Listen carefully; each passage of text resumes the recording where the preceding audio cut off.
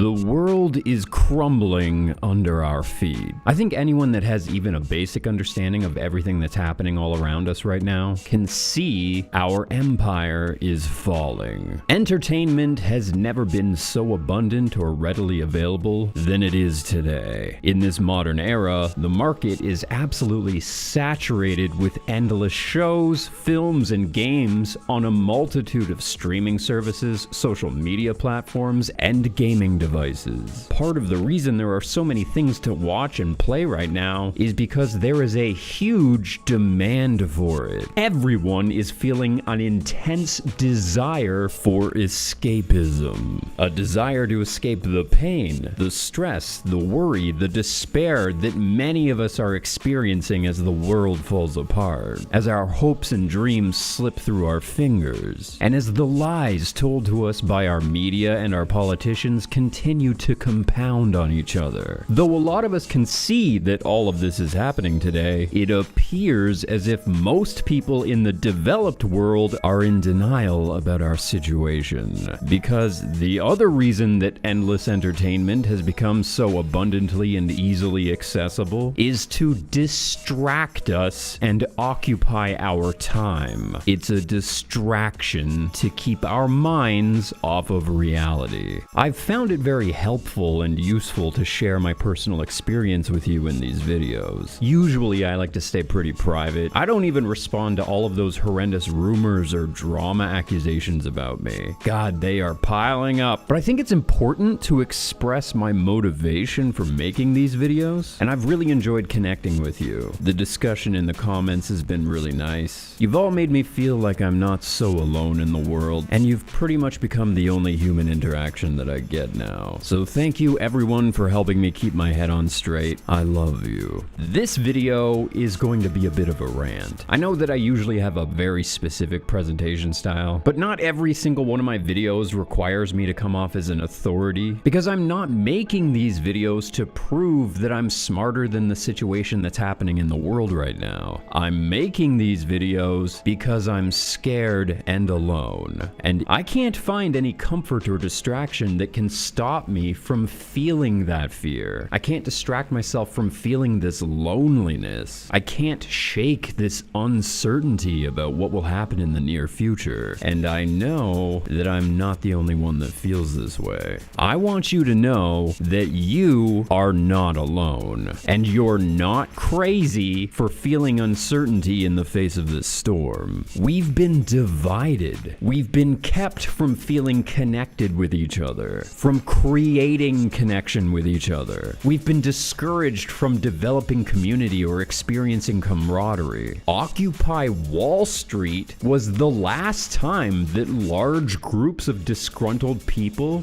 who were awake to the situation that's brewing under our feet, were able to gather together in large numbers. Occupy Wall Street was the last time we were able to create a movement that had any kind of hope of creating awareness and change in the world. The governments, and more importantly the banks, were terrified of that movement. And since our governments broke that movement up, the environment has changed so much. We've been divided so much. It would be nearly impossible to organize against the money system and our control system like that ever again. Everyone is too busy arguing about identity politics and getting angry over woke media. We've been neutered. We're ineffective against our government now. We have no hope of creating change now. We've devolved into debating over meaningless social issues while we ignore the people causing our problems, the ones running off with all of our money and leaving us with nothing. I think one of the reasons people are so frustrated with the meaninglessness of entertainment today is because these empty stories are not truly describing our current condition. Usually artists would speak to the times. They would speak to the issues of today. People are craving media like that, books and films that describe our current struggle. And as a response for those of us that cannot distract ourselves with mindless entertainment, vapid, meaningless stories, empty, useless games, as a response to those of us who understand what's happening and are trying to inform everyone, there's an effort to push anti-intellectualism. There's an effort to discredit and demonize criticism and critical thinking. An effort to villainize people who offer insight and encourage action and self-preservation. The Overton window on acceptable discussion in the mainstream keeps getting smaller and smaller as our collective problems become broader and more complex. And those social media platforms that we used to run to spread the truth and create action, like Twitter, have been turned into arenas of chaos where it's impossible to find the truth or reliable information. And the more that I think about it, the more that it feels like that was on purpose. After Occupy Wall Street, the powers that be, whatever you want to call them, they recognized that we could see the engineered separation of the classes. We could see the way the banks and the governments were using us, controlling us, churning us through the system. And when they shut that down, they stopped us from discussing that issue any further. That discussion did not come up again until that Joker film debacle. When we began talking about the class issue again, the mainstream media shouted us down again, demonizing us with buzzwords like male rage. Anytime the public discussion started to shift towards the class issue or the bank issue, we would get demonized and dismissed. We'd be villainized using identity politics. I know that it may appear as if there are some critics and dissenters out in the media and on the internet that are helping us see the propaganda that's being pushed on us through the media, but those personalities that are allowed to get really popular, they push rage bait that discredits all critics and makes everyone who is skeptical of modern media look ignorant and hateful. The only outlets that are allowed to get really big on YouTube, for example, churn out endless hate content for clicks. Creators who produce content like this unironically empower legitimate misogynists and racists, and make it look like everyone who's critical of modern media is one of these misogynists, is one of these racists. This is why SNL got away with discrediting the lovers of the Joker as being rage-filled males, because they had more than enough personalities on the internet to point to make that assertion. Channels like Geeks and Gamers perpetuate internet troll culture. This is supposed to be like a geek culture channel, but he almost exclusively rages over the insertion of modern politics in media. Content like this is extremely toxic, and the only reason it gets popular is because it reinforces the Overton window of discussion, and it keeps us distracted from the real issues. The mainstream agenda runs much deeper than Kathleen Kennedy's desire to see more women in film and television. The real problem is that the mainstream media clearly has an agenda to keep us dumb and subservient to the system. Unfortunately, some members of the media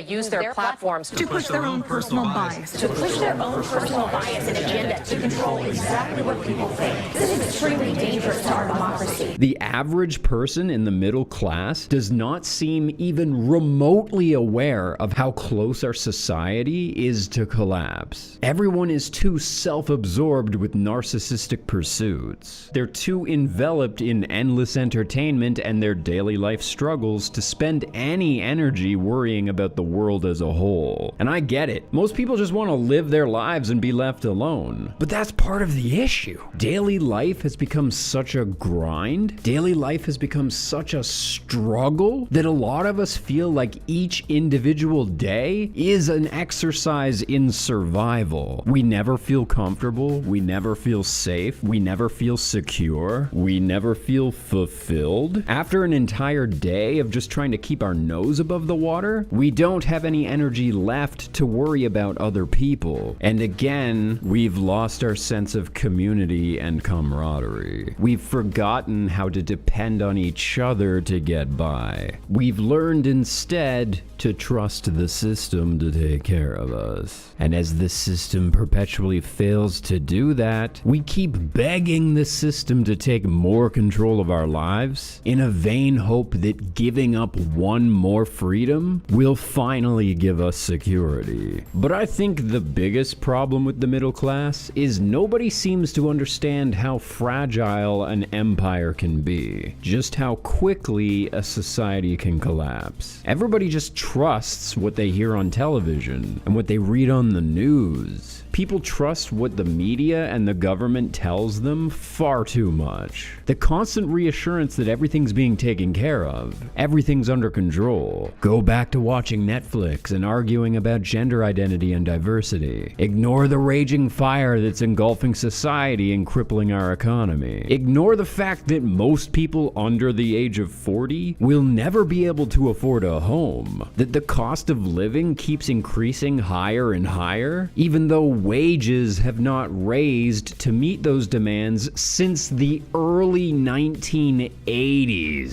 Society is driving itself into a solid brick wall, and there are just enough people in the middle class, just enough boomers and Gen Xers that are isolated from that struggle, living comfortable, choice lives, that they're able to maintain the perception that everything is still fine. Look, you and your neighbors are fine in your nice neighborhoods.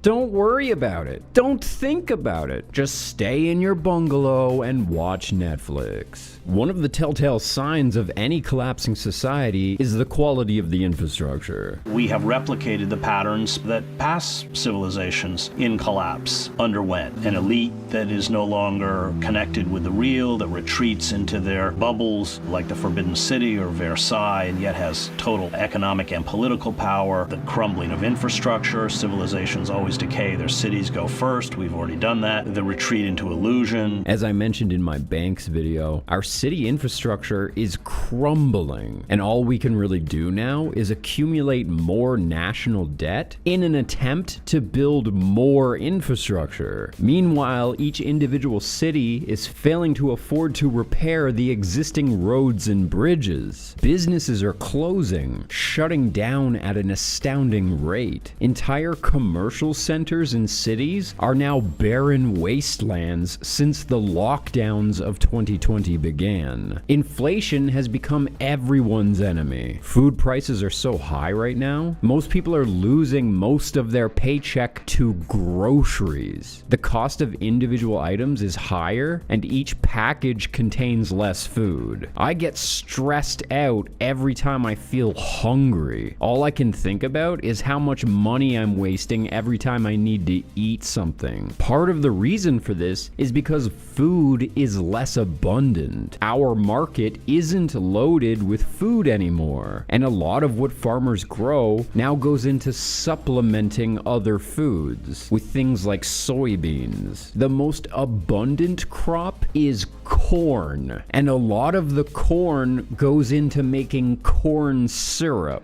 which is used for sugary drinks and candy, things of which we absolutely need less. But farmers are not incentivized to grow nutritious crops and keep our grocery stores full. Farmers are incentivized to grow what pays out the best for them, and what pays out the best are industry items like soy and corn. Things that are not being properly utilized. Things that are not being used to feed the masses. I have an entire video planned about food and food production. Farming has been commodified in the same way that housing has. Food doesn't exist because people need to eat food. Food exists so that Monsanto can make money and control the food and farming industries. I've mentioned on my podcast several times in the past that there have been economic tensions, perhaps even an economic Cold War between the East and the West for well over a decade now, which have started to turn into real warlike tensions. A lot of the inflation issues, food and drug availability issues, and even the supply chain crisis can be tied back to this economic Cold War. I'd have to do an entire video about this. It's a complicated issue, but most of these problems came to a head during the lockdowns, which is the main reason our economy has struggled to recover in the last few years. The reason these tensions are starting to boil is because resources are becoming more scarce for everyone, and everyone is much less interested in sharing those resources. Not to mention the fact that most major world powers are in debt to the banks, and the banks are really starting to put the screws to everyone. Our society is also extremely dependent on oil, and the places from which we source our oil are intentionally manipulating the oil market to maximize profit. As you can imagine, during a global economic collapse, only the absolutely largest industries and corporations will manage to survive, and they do that by exploiting us. Those few people that are left that can afford things are forced to pay more for them. Even those lower tier laborers that are invested in the industry have to pay more,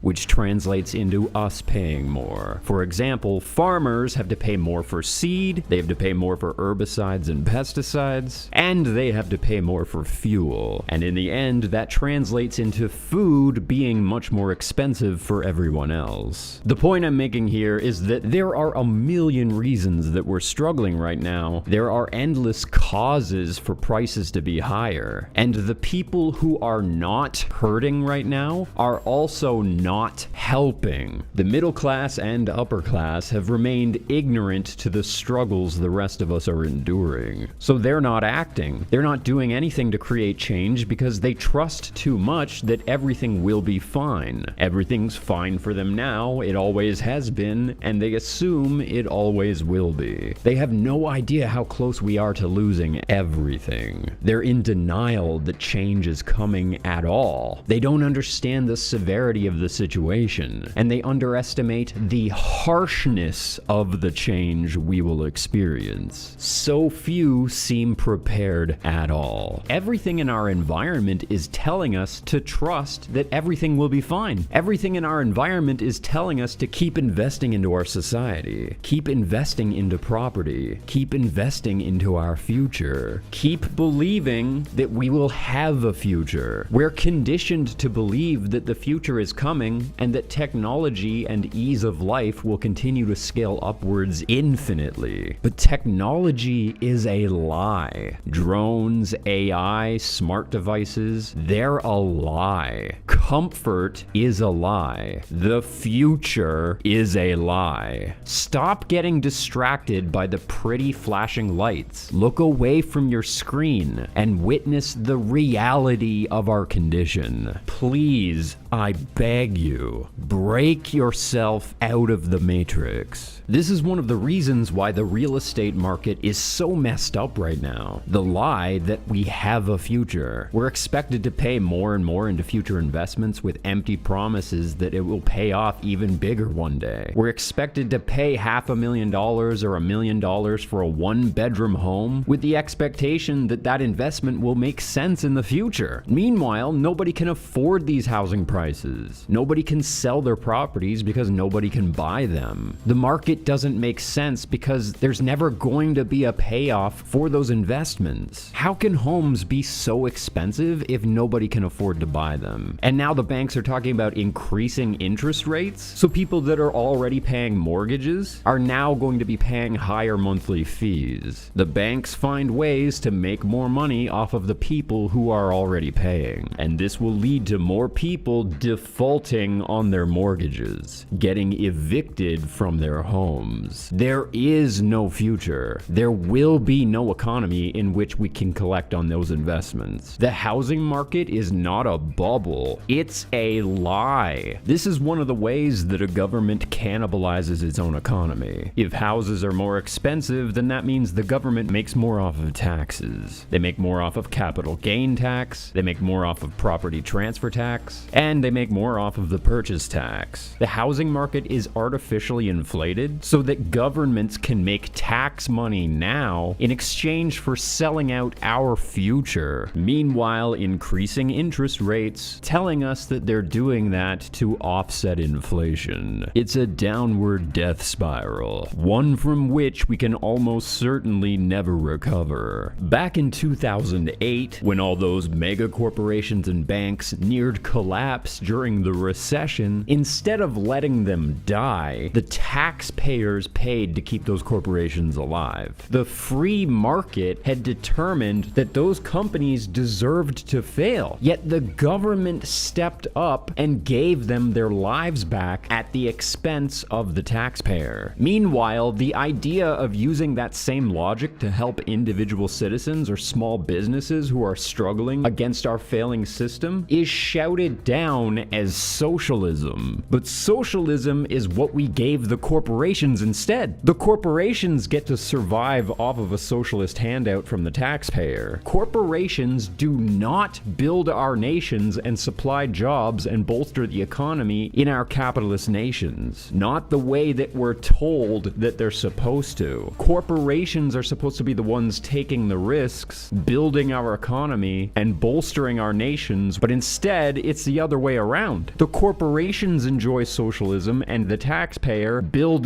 them up and bolster their value and ensure their bottom line is secure. We're supposed to tolerate corporations in our free market society because corporations are supposed to be the ones supplying us with jobs, with food and products and necessities. Corporations are supposed to be paying for infrastructure and utilities. They make more than enough money that their taxes could cover all of our nation's needs. But instead, they're cannibalizing the government to stay alive and running off with the profits, going as far as to use their government bailout money to give themselves year-end bonuses and buy fancy yachts and mansions, rubbing their success in our faces as we struggle to survive in the system that they create and they manipulate. Everything operates completely backwards to the way that capitalism is sold to us. Capitalism is completely upside down. This is corporatism. We live in a corporatist society, and we all support the corporations at our own expense, not the other way around. It's not really much of a democracy when lobbyists and campaign donors can manipulate politicians. When Obama bailed out the banks and the automotive industry, he told us that was because they're too big to fail. But what have they done for us since then? In what way do the banks and the automotive industry work for us? They do not. This is why the American prison system is completely full today. This is why the music industry keeps feeding kids into the system. Because everything in society is designed to squeeze as much profit out of every individual citizen as possible and work us hard to bleed us dry. And when somebody grows up in an impoverished neighborhood, when someone grows up in an environment that makes it impossible for them to financially succeed, they're not very likely to become a huge moneymaker for society. They're not very likely to pay a lot of money in taxes. So the system has to churn them through the prison industry in order to earn money off of them, turn them into slaves to give them value to society. Everything is fucked. Everything is broken. This is not the world that I want to live in. Near the tail end of the Roman Empire, right before the collapse, the Colosseums became extremely popular. The Roman government offered lots of bread and beer, presented the people with endless entertainment, shows, gladiatorial battles, displays to distract everyone from the imminent collapse. The more people were distracted by the entertainment,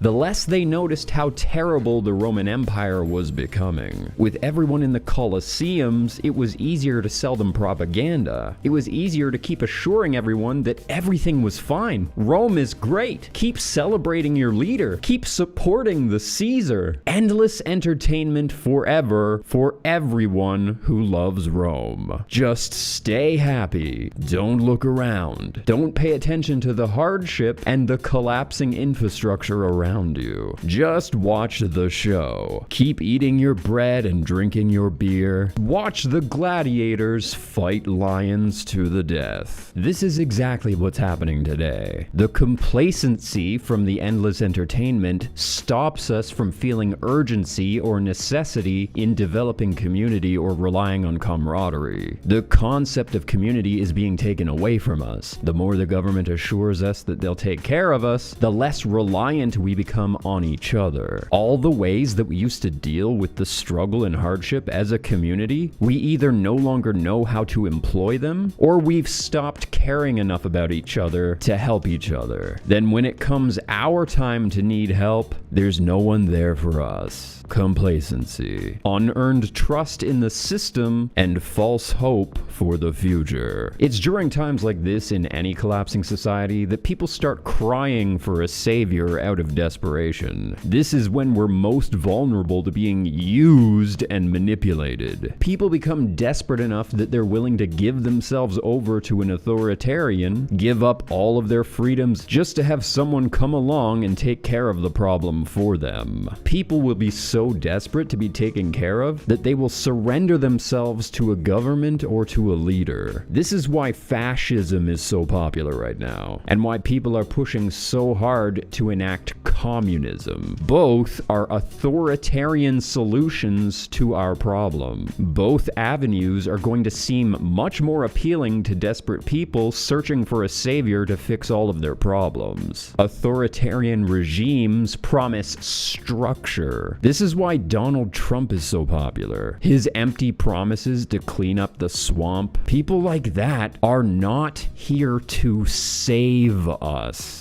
They're here to steal power during times of desperation. I've been feeling that fear. I've been feeling that desperation. I understand. I'm constantly questioning the security of my life. I'm not very good at taking care of myself. I'm terrible with money. And I'm completely alone in the world. I want so badly to be taken care of. To have a human connection. To have someone that cares enough about me just to help me. And when large groups of people, giant chunks of the population, experience that fear, this desperation for someone or something to come and fix everything for them, to make it right again, to make life safe and secure again, to take away all of their stresses and fears, you're going to get a giant public outcry for intervention, an outcry for drastic changes, for authoritarianism. I know from my own life experiences that when I am at my most desperate, that's when I am the most vulnerable. That's when it's most likely that someone will try to take advantage of me. I have to actively fight that desire to get help, that desire to have someone come into my life and save me from my pain. Because that person that comes into my life almost always makes things worse for me in the end. They give me a regimented path to follow that only grinds me down to a powder, that destroys what little peace and security I had. They always take control, they take away my freedoms, and they always add to my stress and create more desperation. That promise to save me always turns out to be a lie. They sell me false hope just to get me to give up my agency. This is how our world operates. This is how our leaders think. There is no such thing as a human savior, just tyrants waiting to exploit our weaknesses while we are at our most desperate. This is that point in our society before the collapse where we are most likely to want a powerful leader, a savior, a Caesar to rise up and fix all of this for us, to sell us on the false idea that the world was once great and that he can make it great again. And we have to resist that urge to beg for that. We have to resist the urge to call for a savior. That's what they want us Christians to do, to trust and believe and have hope that a savior can even rise up among us at all. Because now is when it's most likely that a totalitarian leader or government will try to take over and cripple us. We are at our most vulnerable right now. So this is when we have to be the most skeptical.